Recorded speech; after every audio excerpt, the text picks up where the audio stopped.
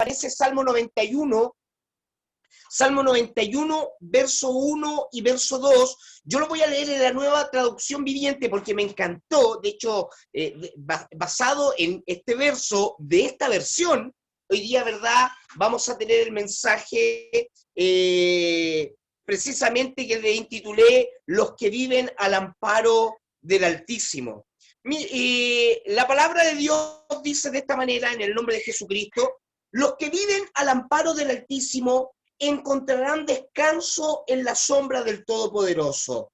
Declaro lo siguiente acerca del Señor. Mire, es una declaración, es algo que David está haciendo, algo que está pensando y hablando, está declarando. Declaro lo siguiente acerca del Señor: solo Él es mi refugio, mi lugar seguro.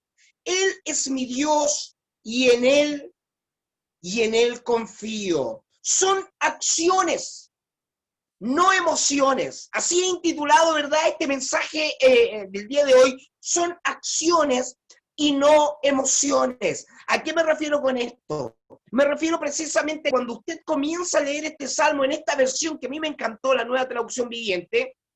Precisamente es un salmo que por su simpleza nos lleva precisamente a meditar lo que David está diciendo. Y entre esas cosas precisamente es el hecho en que no tan solo lo que sentimos tiene que ver con la habitación en la cual yo estoy habitando hoy en día, en la habitación en la cual estoy viviendo, sino más bien las acciones que tomamos.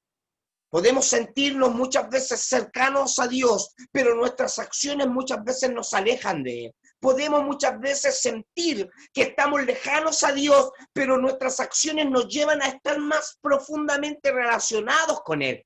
Por lo tanto, cada vez que lees este salmo y te das cuenta, ¿verdad?, precisamente ves a David haciendo algo. Porque una cosa es sentir algo, pero otra cosa muy diferente es hacer algo. ¿A qué me refiero con esto? A que muchas veces nuestro alejamiento de Dios, nuestra incapacidad para lograr las metas en Dios, nuestras incapacidades que tienen que ver precisamente con lo que yo quiero lograr ser y hacer en las cosas de Dios, están profundamente distantes, están profundamente en una disyuntiva con lo que soy realmente. Esto sucede porque generalmente he visto en mi propia vida y en la vida de muchos que cuando deseamos lograr algo en el Señor, deseamos estar en alguna posición espiritual delante del Señor, nuestros deseos son buenos, nuestros deseos y nuestras ganas de poder hacer cosas en el Señor siempre están, pero son nuestras acciones las que precisamente nos van a llevar hasta ese lugar, o precisamente nos van a alejar de aquel lugar. ¿Cuántas veces hemos querido tener una vida mejor en lo espiritual? Queremos ser hombres y mujeres de oración, hombres y mujeres que puedan llevar la palabra a aquellos que lo necesiten, hombres y mujeres que puedan tener un consejo sabio en los momentos más complicados de la vida de alguien e incluso en los momentos difíciles de nuestra propia vida.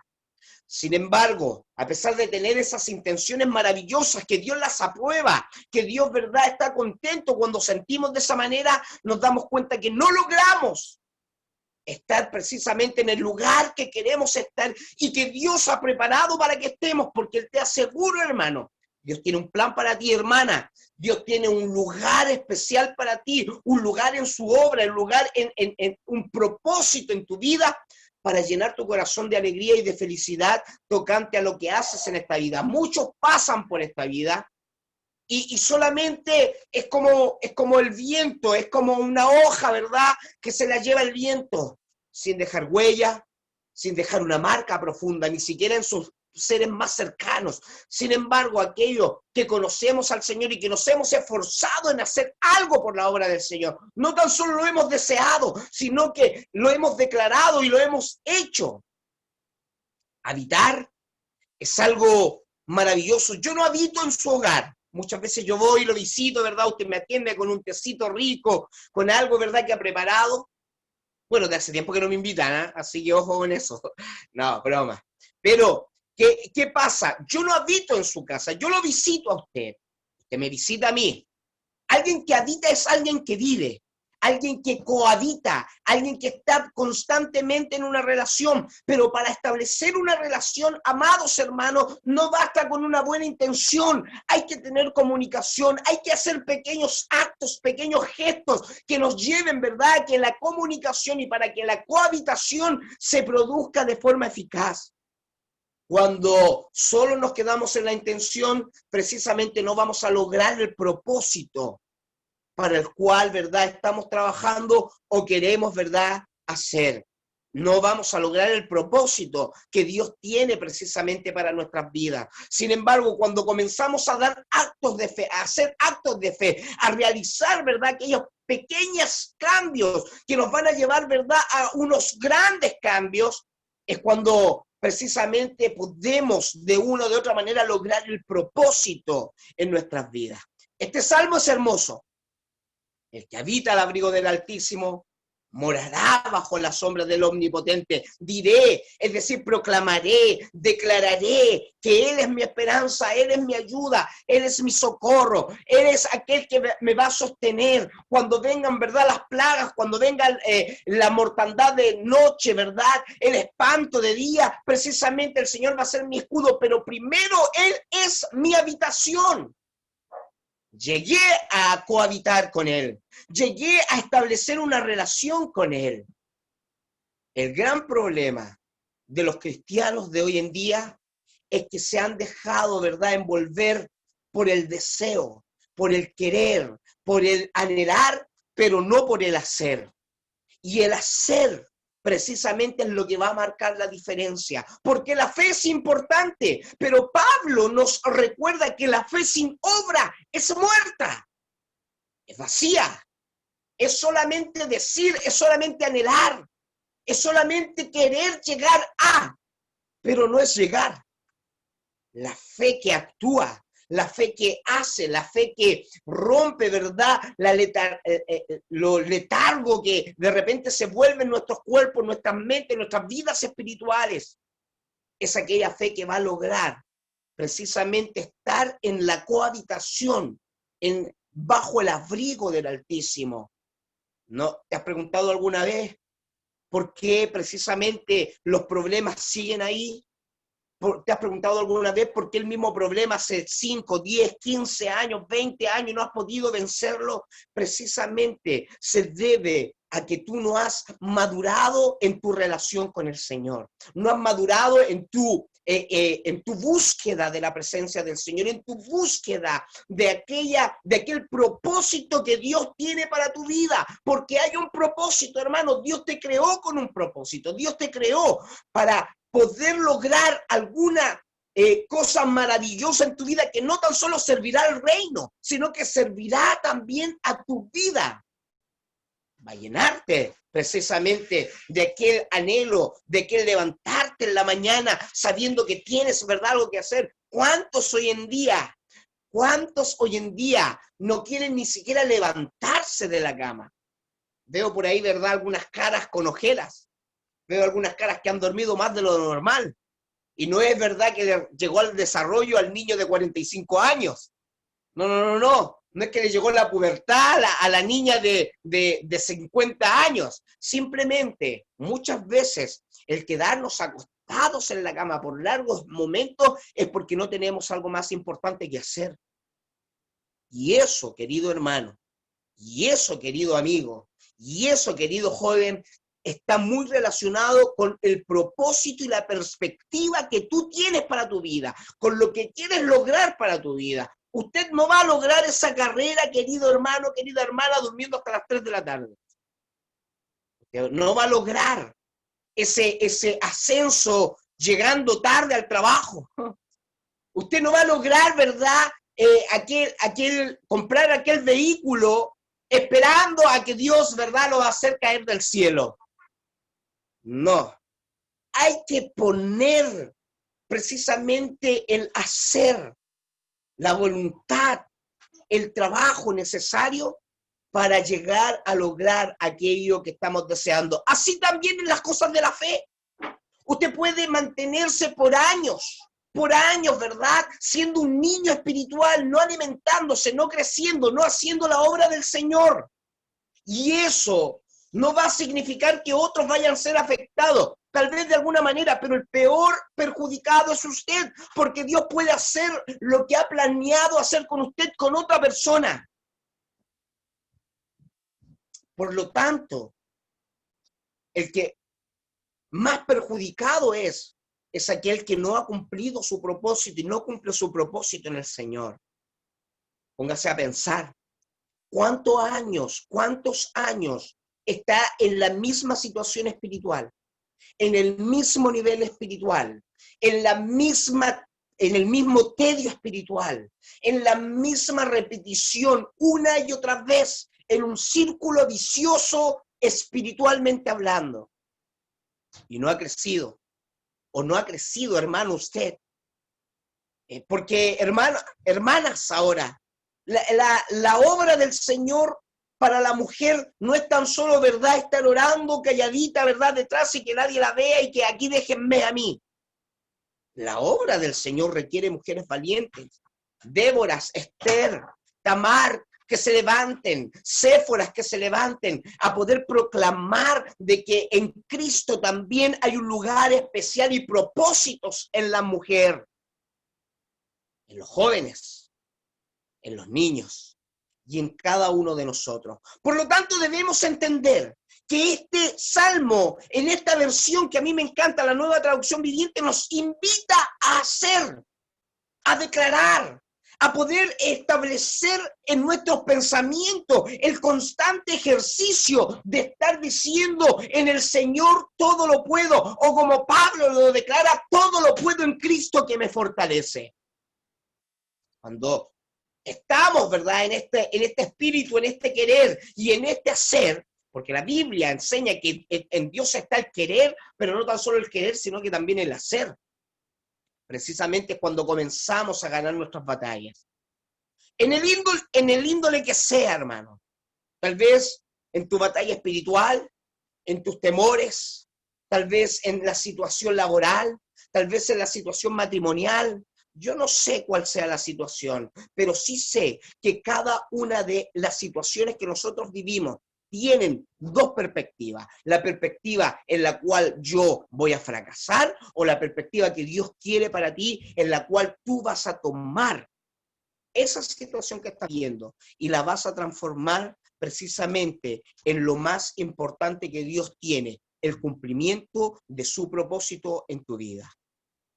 Yo creo que es un momento, hermanos, en estos tiempos terribles que estamos viviendo, de que reexaminemos. Aquel que salga de esta pandemia sin una nueva visión, sin una nueva forma de presentarse delante de la vida y delante de la obra del Señor, delante de nuestros propios objetivos, alguien que no se replantee precisamente lo que esta pandemia ha significado, lo frágil que es pensar que tenemos el control y saber ahora que no lo tenemos porque un bicho pequeño, un virus, ¿verdad?, invisible que no podemos ver, nos ha encerrado en los hogares.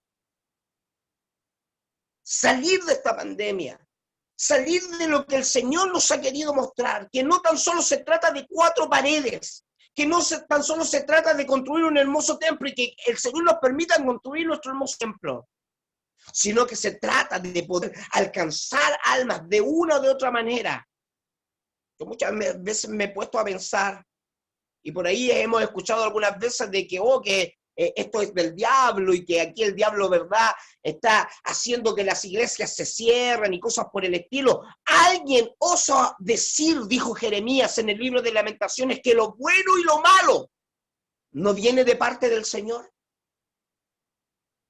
Alguien, y dijo, ¿verdad?, en el Antiguo Testamento, su nombre es Job, dijo, mujer, como cualquier mujer fatua has hablado, ¿recibiremos el bien de Dios y no recibiremos el mal? Y eso me ha puesto a pensar. ¿Y qué si es el Señor el que mandó esta pandemia? ¿Y qué si es el Señor quien ha permitido precisamente el cierre de las iglesias porque estábamos muy cómodos, yendo, ¿verdad?, 2 o 3 días a la semana a escuchar por 2 horas o por 1 hora, en nuestro caso, la palabra del Señor y después volvernos a casa muy campantes. El culto de dependencia que teníamos y que pensábamos que todo se trataba de ir un par de horas a la semana a levantar las manos, hablar un par de palabras en lenguas y después volvernos al hogar. Esto nos ha enseñado de que debemos buscar formas diferentes para adorar y para alabar al Señor. Muchos, pensando en defender las sendas antiguas, se han olvidado que hasta el mismo Dios le gusta la nueva alabanza. Y me refiero con nueva alabanza a cualquier cosa y acto que tenga que hacerse en pos de estos tiempos y de alcanzar a las personas de estos tiempos. Creo, sin lugar a equivocarme, que cuando reenfocamos no tan solo nuestros deseos en el Señor, sino que también nuestras formas de hacer las cosas en el Señor, vamos a lograr salir de esta pandemia y de estas circunstancias y de cualquier circunstancia que estés viviendo de una forma victoriosa. Pero eso tiene que ver no tan solo con el deseo, sino también con lo que voy a hacer. La pregunta es la siguiente. ¿Qué estoy haciendo? Que sea diferente a lo que había estado haciendo hasta antes de estas situaciones que hemos estado viviendo. ¿Qué estoy haciendo y qué voy a hacer una vez que el Señor me dé la oportunidad? ¿Qué estoy haciendo ahora? Porque algunos deben estar pensando, no, yo cuando termine esta pandemia voy a adorar a Dios de forma diferente. ¿Y por qué no ahora? Y si el Señor le place a que no volvamos a los cultos formales, vamos a esperar hasta una promesa, ¿verdad?, que está difusa en el tiempo para poder adorar a Dios de manera correcta. ¿Acaso Dios no se merece la gloria y la honra en este mismo momento? ¿Acaso Dios no se merece que podamos bendecir su nombre con todo nuestro corazón, que cantemos en los cánticos con todo nuestro corazón ahora? Pero pastores, que a mí no me gusta esta forma, pero si es que no llegara a haber otra forma alguna vez, ¿qué vamos a hacer?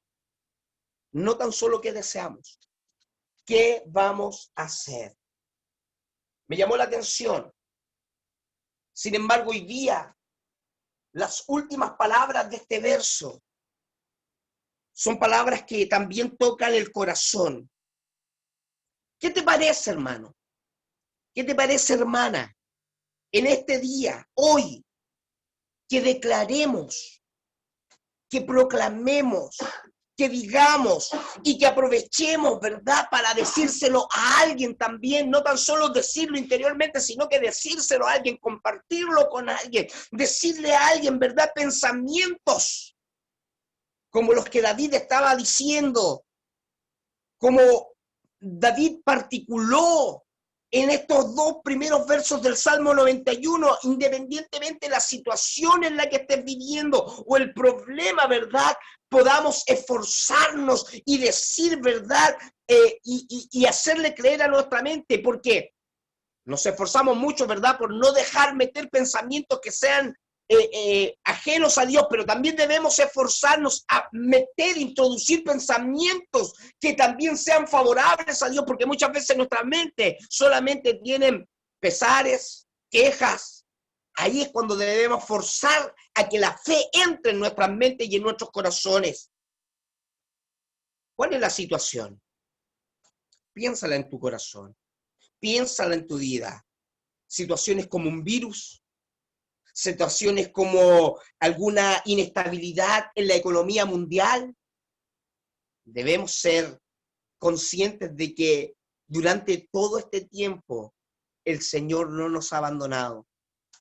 Incluso como que hemos tenido más, hemos tenido de sobra, hemos tenido de abundancia.